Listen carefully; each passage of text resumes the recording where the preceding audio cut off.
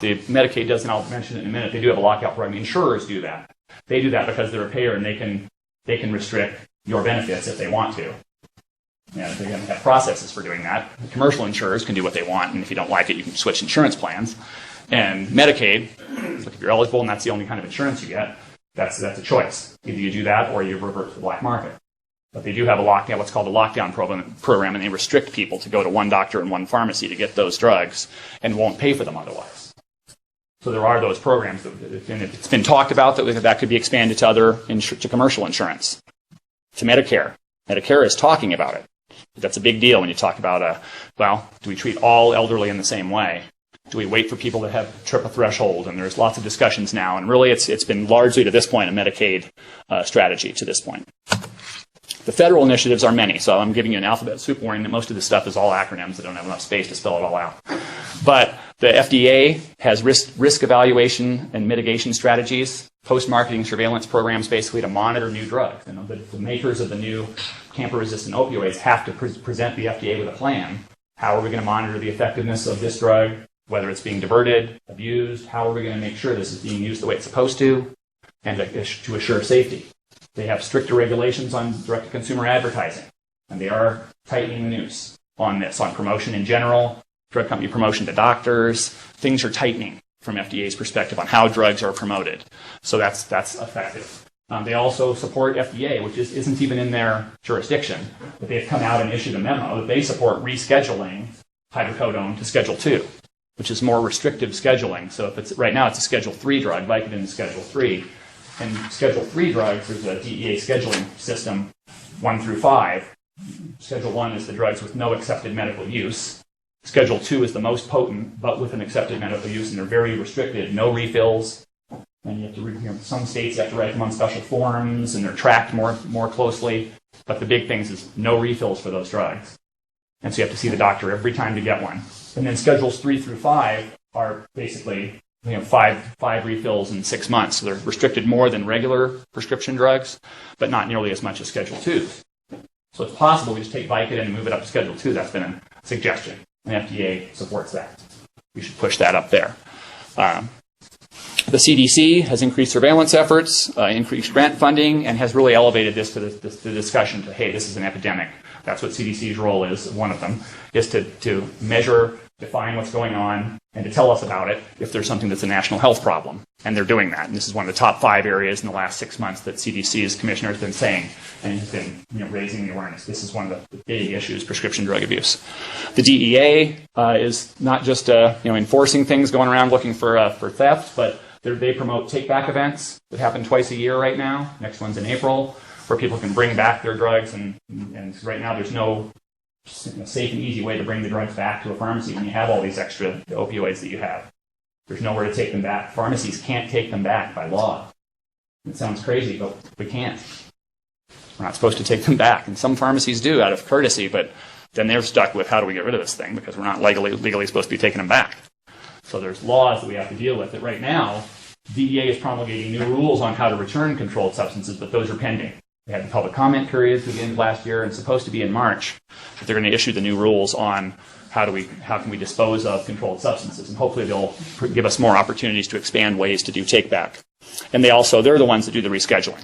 FDA can say they want a drug rescheduled, they don't do rescheduling. The DEA created the scheduling system, and they list drugs on various schedules, so they're the ones with the jurisdiction to move hydrocodone if they want to or not. But they're listening, and there's pushback from some that say it's just going to remove the last effective Schedule 3 drug there is, and everything is now a narcotic, and there's nothing in the middle range. So it'll be all or none. You get Schedule 2 or nothing, basically. And so there's those that are pushing back, saying it doesn't give flexibility for medical practice. And there are those saying, hey, it's just serious enough, we've got to move it to Schedule 2 and treat it that way. So it's controversial. The Office of National Drug Control Policy, the drug czar, and the Office of the Drug Czar, basically the drug war in the 80s, and now the ONDCP is taking the tack of, hey, we should have a coordinated strategic plan at the federal level for what should we be doing about this. So they promulgated different areas, things they recommend that we do about it. The Department of Justice promotes prescription drug monitoring programs and interstate data sharing. CMS, as a payer, are looking at pharmacy and provider restrictions, those lockdown program types of things, because they're basically a huge insurer, just like Medicaid and Medicare. Those are the two biggest insurers in the country, still are, despite the growth of commercial insurance. Still the biggest payers are Medicare and Medicaid. And research funding from NIH and research centers. We hope to get center funding ourselves. We're going to apply for some of that to try to take our consortium work and extend it, because we have very short-term funding that we've started with. Other states are doing things on their own. Some of these have come up. Pill mill laws, doctor shopping laws, physical exam requirements, believe it or not. Sometimes, some states don't have a requirement that for dispensing you have to physically examine the patient. It seems like all medical practice acts would have that, but they don't. Not all of them.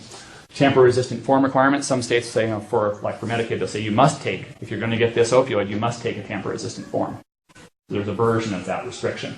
Prescription limits, ID requirements that patients come and verify with a government-issued photo ID before you pick it up. There's all the stuff with the PDMP and insurance and all that. If you don't know who it is that's picking it up, there's a loophole. Clearly, there's a loophole, and we have one that you can walk up and, hi, I'm Mr. Jones, and I'm here for my prescription. No ID? It's a loophole. I can just tell you I'm Mr. Smith. Put that name in the PDMP. I don't care. I'm not Mr. Smith, so I don't care. Whoever Mr. Smith is, and there's a lot of Smith and Jones in the PDMP for that reason. We don't check it. We don't check IDs. Some pharmacies do as policy. That's not state law.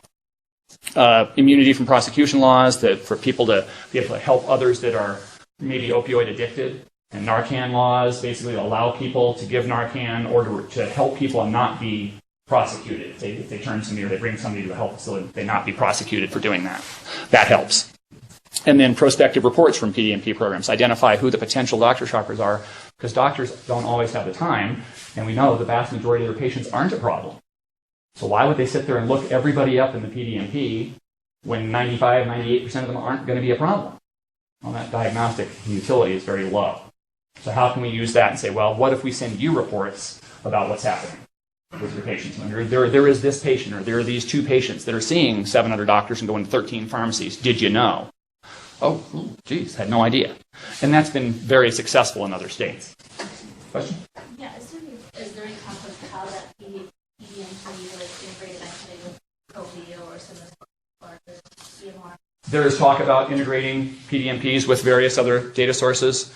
Our PDMP, we're just trying to bring it up to kind of from dark ages to the Middle Ages, and not necessarily into the leading edge. We have some enhancement legislation we're working on right now to try to improve ours in various ways, but it's difficult politically. It's hard to go from the dark ages to the cutting edge. We're just trying to get out of the dark ages into the moderate range. Where we're like everybody else, best practices. We're sort of using what's best practice. Like just get to best practice, and then we'll try to move on. But that's kind of a wish list item for us. We'd like to be able to do it, and it can be done. Obviously, technologically, it can be done. But politically, we have to have both the will and the ability to get there. So what are pill mill laws? Just by example, the purple or the darker color there, the magenta, whatever the color is where we do have these different things. So pill mill laws are rare, but mostly in Florida and Kentucky, where most of the pill mills have been traditionally. Doctor shopping laws, we don't have one specifically, but obviously it's fraudulent if you're going to multiple physicians. Some states say they don't need them. It's fraudulent to go represent that you are not being seen by another doctor when you're being seen by 12 doctors for the same condition. So some people think we don't need them, but some states have doctor shopping laws, physical exam requirements. Most states do, but again, a few states don't have the requirement that you get a physical exam. And most of them have been traditionally Northern Plains states where the argument is too far to go. Someone's got to go 300 miles, and there's no clinic out here in eastern Montana or Wyoming. It's 400 miles to a clinic. We should be able to do this by phone or whatever. There are arguments, but still, some states don't have it. Tamper-resistant form laws becoming more popular. Prescription limits in various forms are becoming more popular. ID requirements are the exception rather than the rule. It's hard to believe.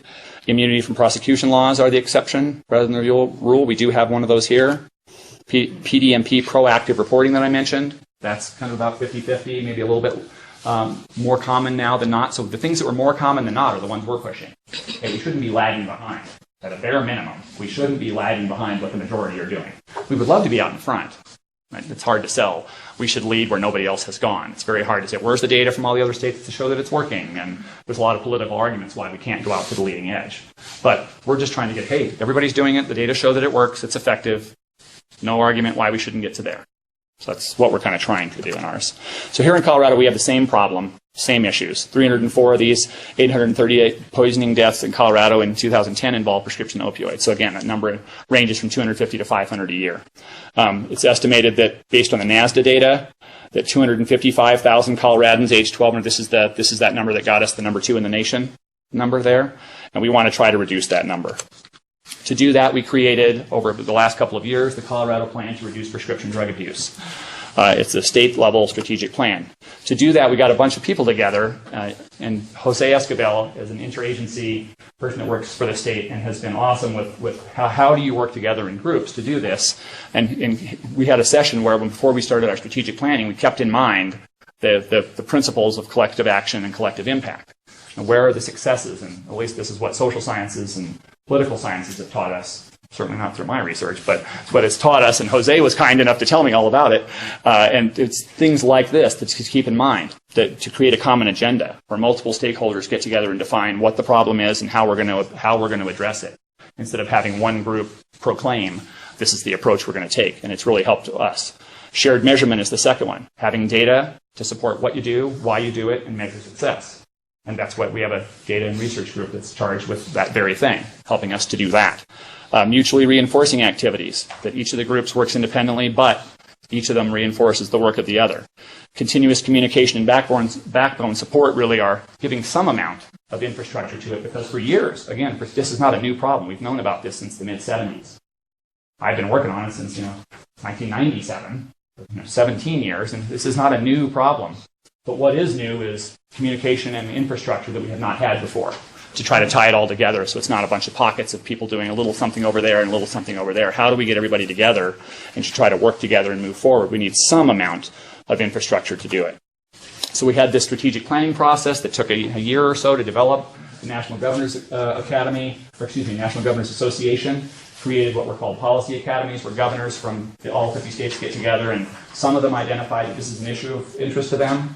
And so the NGA gave some strategic planning grant funds to these few states and said, okay, develop strategic plans and then come back and share with us what you did. And so we participated in that. And last March, about a year ago, we had roundtables here that were hosted. We had them over at the School of Pharmacy, where 185 experts from around the state came together and defined what is the agenda, what are the priority areas we should be looking at, and what should we do in this next year to try to do something about it. Things we could do in a year. And as it turns out, most of them are way overly ambitious for doing in a year. But we still set the bar and said, what could we try to do? And then we refined this with another in-state policy academy with really sort of the decision makers from those agencies. All the agency heads came together and got together and said, okay, we will devote resources to this and people and time, even if we don't have a budget for it, which is remarkable. So, okay, we're going to assign people to it and contribute to the consortium, and it's unfunded, which is it's extremely hard to try to do that. The governor was, big difference. Why did we get all this done? Because Kelly Perez from the governor's office called and said, let's get together. When Rob calls and says, let's get together, people always say, Rob who? Is usually the answer. And Kelly calls and says, the Governor Hickenlooper? Well, yes, I'm available on Tuesday. I'm available in the afternoon on Tuesday. So it's remarkable, the convening authority that the governor has and how that made the difference for us to get to this point where we have this strategic plan now that we've got. There's 5 broad areas that we're dealing with in the strategic plan. We created this consortium model to implement it. But we have 5 different areas that we're dealing with. Provider and prescriber education. We want to have a better understanding of what's being taught in the curricula and try to enable DORA to promulgate prescribing guidelines like some other states have. So we're trying to learn how to educate providers better. The PDMP, we have formed a task force with representation. Part of this is what we've already done. And improve the usability and appropriate accessibility to PDMP. We're doing it 2 ways with legislation. We have a bill that's being introduced to try to enhance the PDMP and allow delegated access and prospective reporting and all kinds of things that other states do. But we're also having a users group, meeting with a bunch of doctors and pharmacists and dentists and vets to get together and say, how can this thing be designed better? How can we streamline the interface? How can we do sort of the user interface stuff to improve the technical usability of the system? Because it's slow and clunky and it takes 8 clicks to get to the information you need. And usually people stop about 3 and say, screw it. I'm not doing it. It takes me too long. Which is understandable. I wouldn't do it either. Safe disposal is our third area where we're trying to expand these take-back programs in law enforcement agencies. One of them, we just have a box being shipped over to the campus police department this week. It's coming. We met with them last week. It's going to be a permanent disposal facility. They have to, by rule now, by DEA rule, be housed in law enforcement agencies by chain of custody. It has to come back through law enforcement.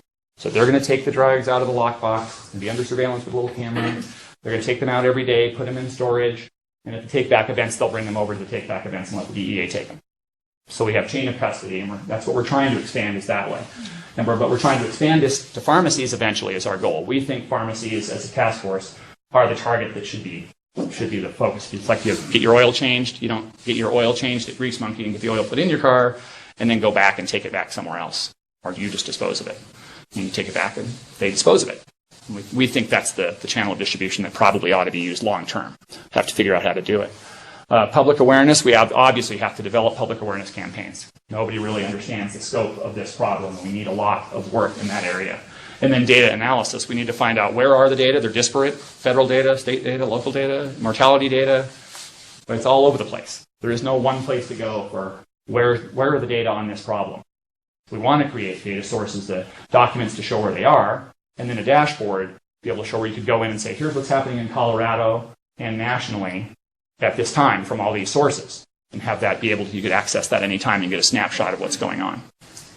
So it's a big deal. Our goal is to cut this rate by a third, if we can, by 2016. The 255,000 down, prevent 92,000 of those people from misusing. How will we do it? We have this fancy consortium model, this is my whole graphic. I said I can make circles. And I made an oval, which was good for me because I stretched the circle out and made arrows. That was my contribution to the whole thing. This is my graphic artist capability. Basically, we kept these strategic planning groups that we had and just converted them to work groups and told people, you're not off the hook just because you created the plan. Now we expect you to go do it. So those strategic planning groups were converted into work groups. Each one has a co-chair from a state agency like CDPHE for safe disposal. Shannon Braitzman down at CDPHE is co-chairing this safe disposal work group, along with Sonny Linneber from the School of Pharmacy. And for example, in public awareness, somebody right here